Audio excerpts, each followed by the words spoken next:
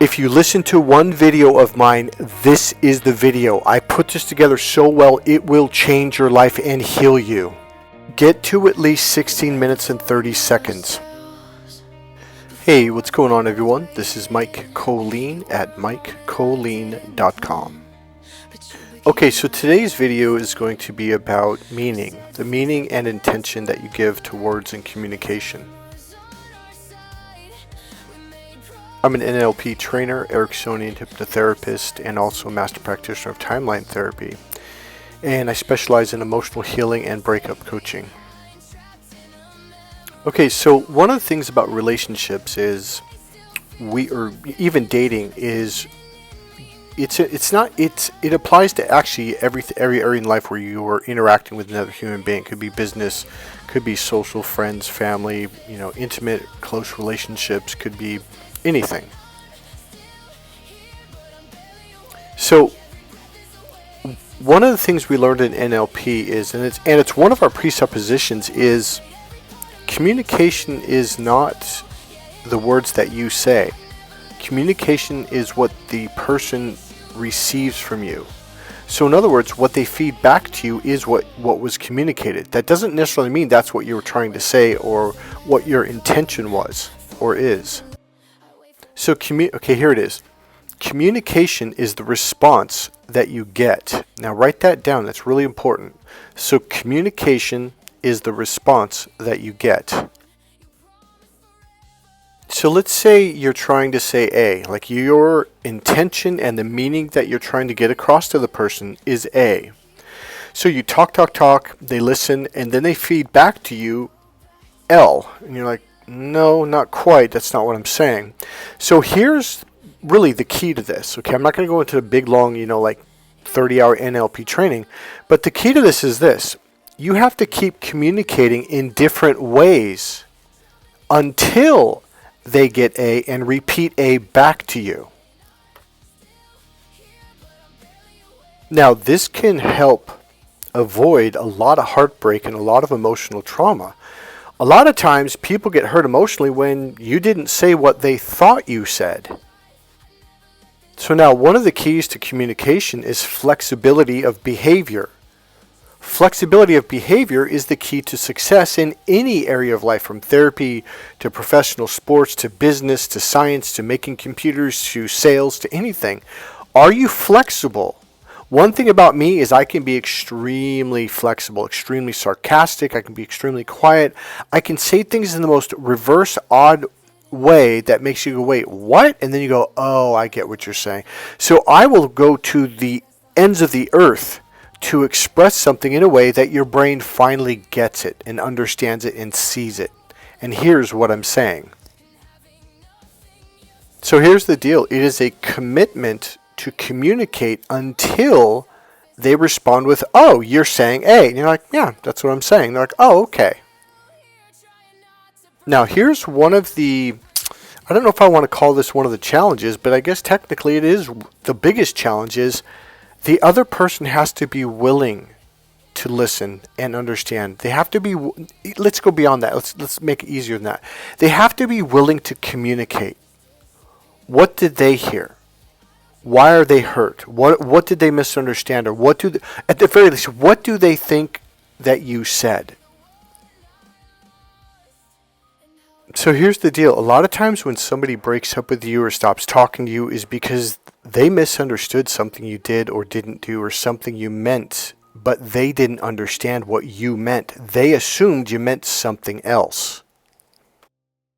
Now again, the biggest challenge is they have to be willing to communicate. Now, if you've dealt with an avoidant, what do? They just shut down. They assume the worst and they're out. They'll never talk to you again. Now, it's not just avoidants that do this. People who have been hurt emotionally, and sometimes it's not even that. We just misunderstood. So this is something that humans do. And I remember when I learned what I'm teaching you now, and the next piece is a real important key. When I learned this stuff, I realized why people say communication and communicating is so important. By the time I was in my mid-20s, I started realizing a lot of the upsets and hurts and emotional wounds were not caused because someone did it. It's because they weren't willing to talk to you and say, hey, when you said this, this hurt, and this is why. They don't do that. They just get hurt. Oh, you're a bastard. You're a son of a. And a lot of times you're sitting there, no, that's not what I meant. That's not what I meant. But some people are so locked on, well, this word A means this. And that's it. There's no other options or possibilities. No, that's absolutely not true. And we're going to get to that in a minute. The definitions, the meanings, the intentions. So, quick caveat, if someone is purposely trying to misunderstand you on purpose to play a game, if they purposely are trying not to understand your meaning, don't talk to them. Those people don't count. They're narcissists. Because their intention is to purposely frustrate you, upset you, and misunderstand you, to anger you. Walk away. Don't ever talk to them again. They don't change. I just think it's so sad when two people who are madly in love get hurt, and I mean emotionally wounded, and maybe even, I don't like to use this word because I think it's overused, but emotionally traumatized to where they don't date for 6 years or 2 years, and they're so hurt, and they broke up with the love of their life. They broke up with their soulmate. And it was all just a misunderstanding in communication. That's what I think is so sad. It's like something horrible happened because nothing happened. Nothing went wrong. It was just a misunderstanding.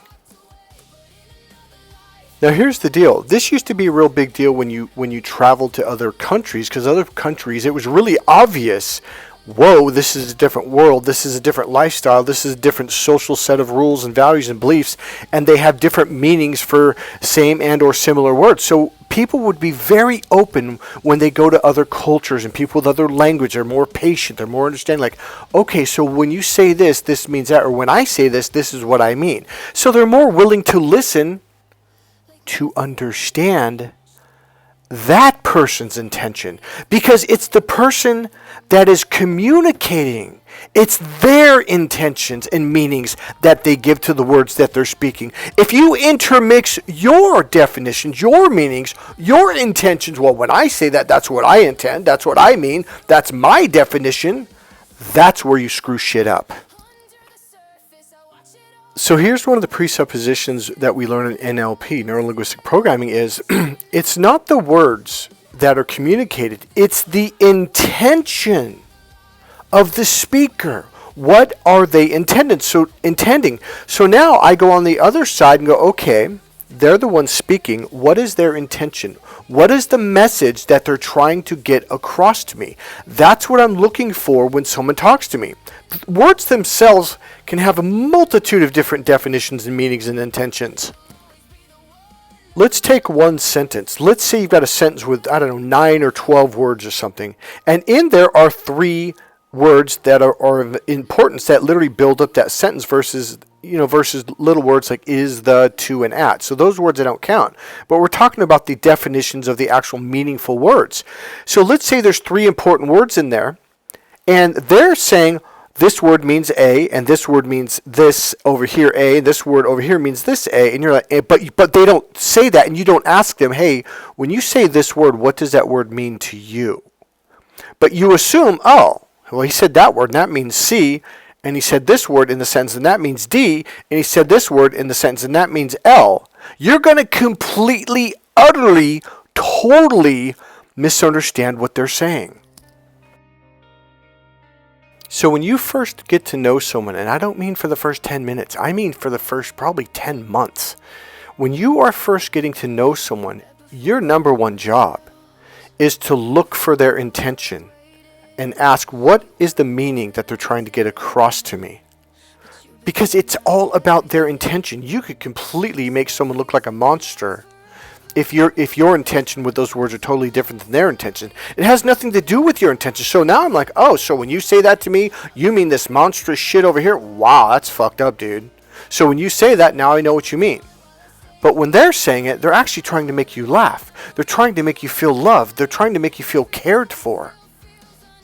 Now here's how you do it. It's actually really easy. It's insanely easy. And if you're not doing something this easy when you're getting to know someone that you care about and like about, or you have a working relationship with, well, that's your fault, not theirs. Ask them with an open mind. When you say this in this context, what does that mean to you? That's what you need to ask. You need to ask them, okay, so what does this word mean to you? What is your intention? Or here's another one. What is your intention for sharing this thought with me? They can be like, oh, well, my intention is A, B, C, D, E, F, G, H, I, J, K, L, M, N, O, P. Then you're like, oh, thank God, I thought you meant this horrible thing over here. And they're like, why would you think something like that? So number one, when you're listening to someone, look for the intention behind the words. They're trying to paint a picture. This alone will help you increase and improve your listening understanding, your listening skills. This is communication skills, listening to understand them. This is why one of the tools I teach is I teach you how to empty your mind, be formless, be shapeless, my friend, Bruce Lee. In other words, silence your mind. Don't think when someone else is talking, because when you think, you are adding your words and more importantly, your definitions and meanings and intentions to their words. That's where you're muddling everything up. You're screwing it up. I'm gonna say the F word, guys. Here's my number one technique that I teach my clients. I'm not joking. I call it this technique. Shut the F up. In other words, silence your mind.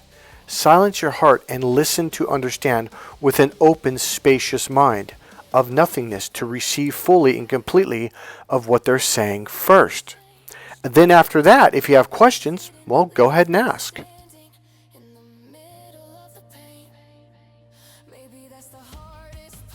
Okay, so now let's talk about filters. Filters change the meaning of what someone else said. Again, it's like you're wearing a pair of green sunglasses. I hold an apple up in front of you and you say, yeah, that's a green apple. I'm like, no, it's red. You're like, no, it's green. No, it's red. No, it's green. This is what filters do. And I say, hey, take your sunglasses off. Oh shit, that's a red apple. It looked green through these sunglasses, this green filter, because the filter changes the meaning to everything you listen to. So one of the filters is your definitions, your meanings, and your intentions when you use the same words they use. If you apply those meanings, intentions, and definitions to their communication, you're going to change what they said, and they're like, that's not what I said. That's not what I meant. But a lot of people are like, well, this is what, like, it's an unconscious thing. Well, that's what it means to me. Well, I can't believe they would say something like that. It's so horrible. And instead of listening to their meaning, you just get mad at them and scream at them, and you don't even hear them saying, that's not what I meant. That's not what I meant. Have you ever had a conversation that went like that? Now, here's another filter. Trauma, emotional abuse, emotional trauma from childhood, or maybe it's from the last 3 relationships they were in, or maybe they have this pattern where they meet these mean, horrible people, or or whatever. Maybe they've had narcissist abuse trauma. I'm going to give you a personal example. I was abused by the women in my life when I was a little kid, my mother and my sisters, etc. so severely that by the time I was in high school, I was at a mall with my best friend and his mother and his older sister. They loved me to death, and their older sister loved me. They were so kind and so beautiful to me. To this day, they're the most beautiful people in the world. And here's what happened. I'm at the mall, and I think I was in 9th grade. I think we're in 9th grade, or the summer after or before 9th grade. We're at the mall all together, all 4 or 5 of us. 1, 2, 3. Yeah, 1, 2, 3. Yeah, 4 of us. And we're up on the upper deck. It was Solana Mall in Fairfield, California. And this really cute girl smiled at me. She was with her friend, and they were about our age. Okay, so I think they were, I don't know, 14, 15 years old, whatever that is. And she smiled at me, and she looked at me, and she smiled again. And this went on for a couple minutes, actually. And my best friend's mom, she goes, Michael, go talk to her. And I looked at her, I'm like, why? And she's like, because she likes you. She's flirting with you. She wants to talk to you. Now, in my eyes, I thought she was looking at me. Yeah, she was smiling, and she was very cute. She was a really pretty girl. But my thought was, hell no, she's going to hurt me. And I remember looking at Marlon's mom, And I said, hell no. She goes, why? I go, look at her. She's going to hurt me. And Mrs. Pilling goes, what are you talking about, Michael? She's a cute young girl. She's not going to hurt you. And then Marta's older sister, who was very beautiful, said, Michael, she likes you. She's not going to hurt you. And they tried to encourage me. And I was like, no, I'm not going to talk to her. Because in my mind, when a woman or female smiled at you, that's when they're going to hurt you.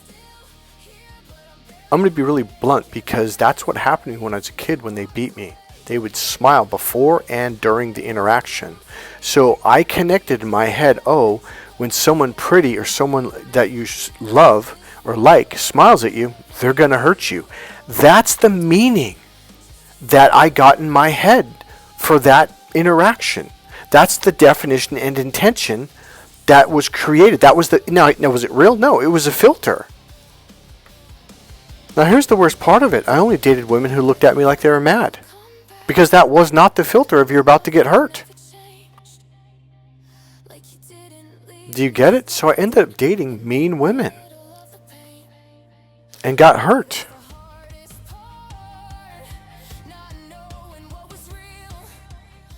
Are you starting to understand why it is so unbelievably important to heal your emotions and issues?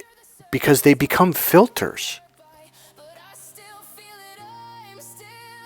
Somebody might do the most loving, kind thing to you, and it goes through your filter as, oh, I can't believe they said that to me. And you end up leaving them because you misunderstood their intention. You don't have to suffer like this uselessly for a complete misunderstanding. You can learn these communication skills. It will change your life. Listening skills are communication skills.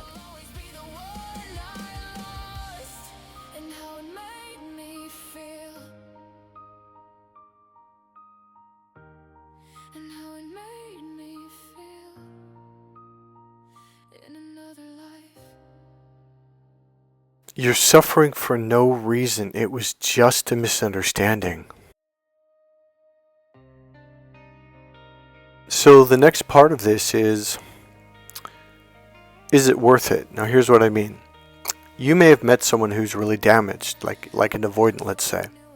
If they're a narcissist, no, run. That's not worth it.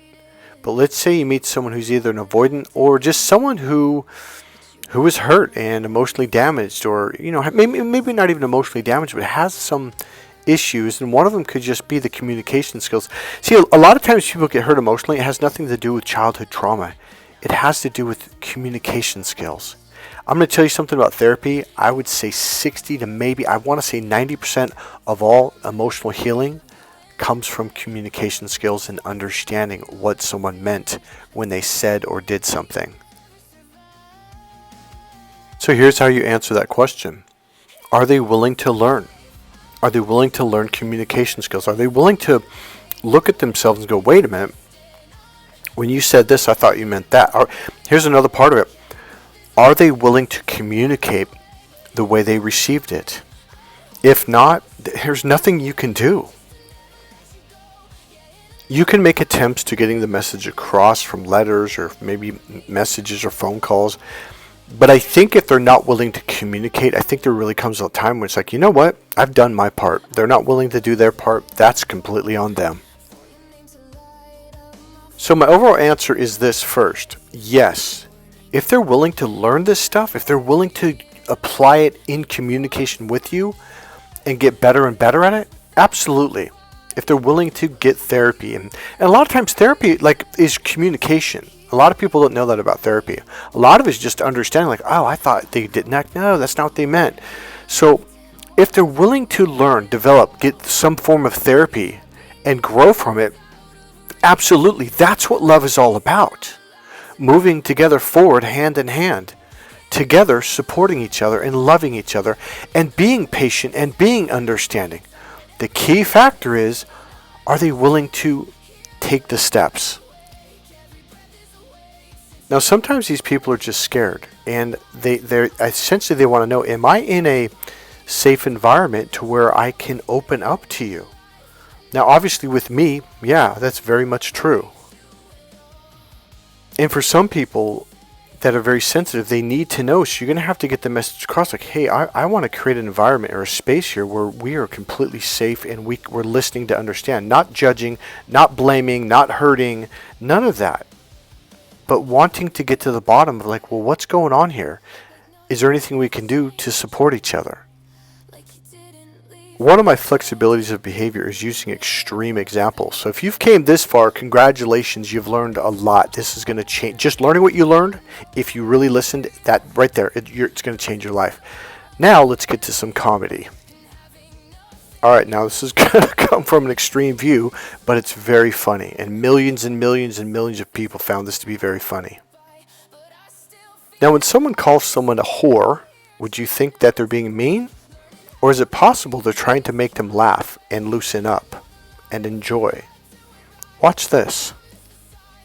Now let me say something first. If you were to call me a whore, I'd probably start laughing. Another thing you have to notice is the tonality. If someone goes, hey whore, they're obviously being cute. I get abandonment, loneliness. When is it Fez's turn? Where is my whore?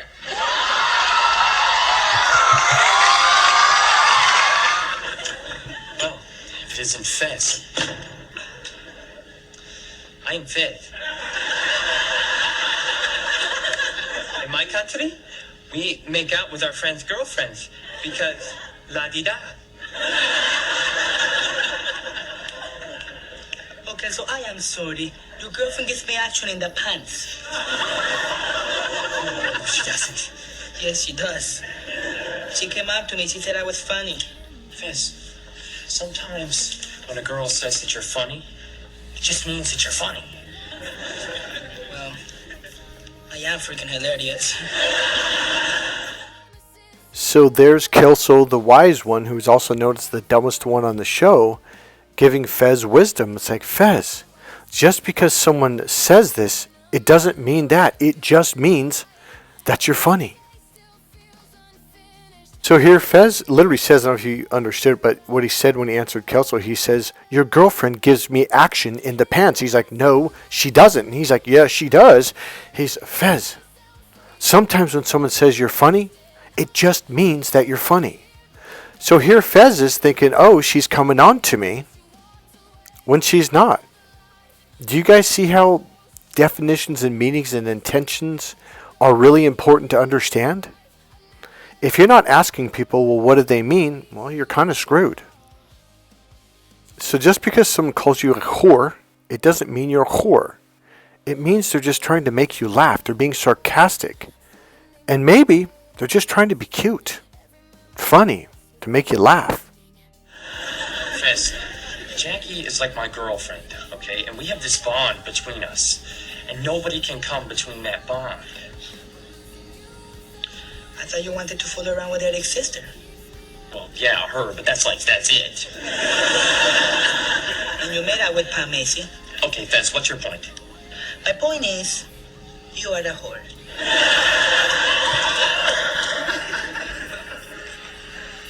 Okay, then, apology accepted. See, even the very ending, okay, then, apology accepted. Kelso changed the definition to what Fez was saying. Now here's the deal. I had a friend, he was from south of the border, from Mexico. He was a Yaqui warrior, so he's a part of that Indian tribe. He's a very spiritual guy. By the way, he was a Heyoka, an empath for sure. And what do we, and I am a Heyoka, we reverse things. That's essentially the core definition of what a Heyoka is we reverse things. And we do it to get people to snap out of there. Well, this is the definition of that word. So we'll do something so extreme to pop you out of it. Now, here's the thing. He caught me off guard. We were at a club, and this really cute girl was saying something. And I forget what she said, and it was kind of funny. And out of nowhere, he looks at me, and he goes, oh, she's a whore. And I go, what? And he had an accent like that, too. I go, what? He's not, she's a little whore. I'm like, no, she's not. And I was like, Jesus, what's your problem, dude? And he's like, well, she is. And I'm like, what? Well, over the next couple of days, he said this. And then finally I go, dude, what is your frickin' problem? He goes, Mike, haven't you ever watched that 70s show? I'm like, Yeah, why? He goes, haven't you heard Fez say that? I'm like, oh yeah, that's right, huh? He goes, Mike, I'm just being funny. I actually think she's a really cute person. I think what she said was really funny. That was his definition of the word.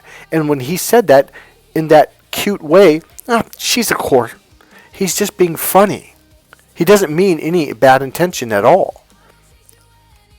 One of the things he was doing for me was, at the time, he was trying to help me to loosen up, because I was a pretty serious dude back then. Now, this was a good 20 plus years ago. I had loosened up a lot, but there were still some areas where I took things way too seriously. So here I was about to fight for women's rights and women's honor, and there wasn't a single woman around. And my friend was just like, Mike, I'm just trying to be cute. I'm being funny. I'm being playful. And I was like, what? And now here's the deal. I didn't just go, oh, okay. It took me a while because he had to break it down. And he had to do it a couple more times. Like, oh, you're just joking. Oh, I get it. Now here's the thing. His actual definition and meaning and intention was, she's really cute. I think she's funny. That's what he meant.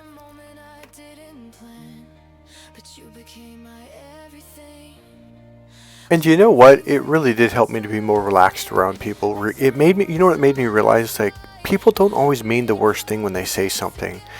So even though logically I learned this in NLP trainings, I still didn't grasp the concept. And it wasn't just about that one word. It was just like a lot of times. And then I started realizing, it's like it gave me a way to take a real big step back and consider the options and possibilities. Like, okay, it could mean this bad thing over here, but look at their smile, listen to the tone of voice, like, oh, they're joking around, or they're trying to make me laugh. And that's the thing about it. A lot of times people were trying to make me happy. Like that girl smiling at me at the mall with my friends, his mother and his sister. And I took it in such a horrible, painful way. She was just trying to make me happy because she liked me. So here's the deal. You can either go through life being a whore, or you can go through life being a whore. It's your choice. In other words, loosen up, relax, find the humor in life. Maybe they love you so much that all they wanted to do is put a smile on your face. Maybe that was their intention.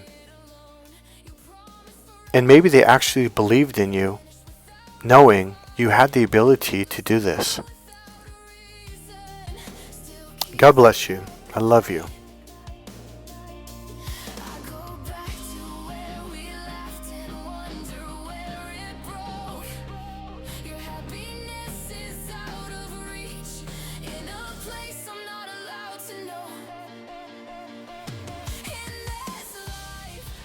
If you're awesome, go ahead and click subscribe, click the like button, go ahead and make a comment. And if you're really awesome, buy one of my dating relationship books, Cracked Female Code for Men, and Why Men Just Don't Get It for Women. Or go ahead and make a donation. There's a PayPal link right there in the description box. Remember, be awesome. God bless you guys. I'll see you in the next video. Bye.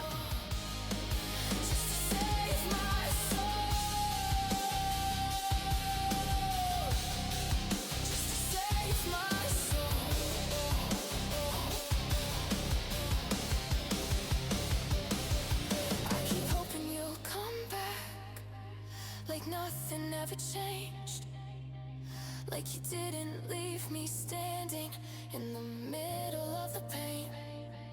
Maybe that's the hardest part, not knowing